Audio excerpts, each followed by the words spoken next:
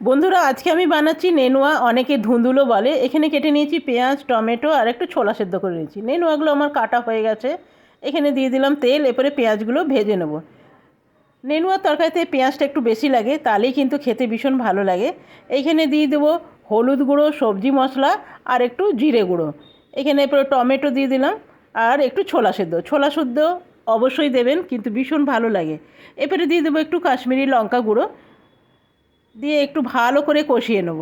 কষানো আমার হয়ে গেছে, এরপরে ধুন্দুলগুলো দিয়ে দিলাম, একটু নাড়াচাড়া করে নেব। নুনটা আমি একটু পরে দেবো, হলুদ আমি এর আগেই দিয়ে দিয়েছি। এরপরে গ্যাসের ফ্লেমটা একদম লো করে দেবো। তো দেখুন কত জল বেরিয়েছে। এরপরে দিয়ে দেবো আমি নুন। তবে নুনটা দেখে মনে হলো অনেক কম, কিন্তু কম না, নুনের দানাগুলো বেশ বড় বড়, তো সেই জন্যে কমই দিলাম।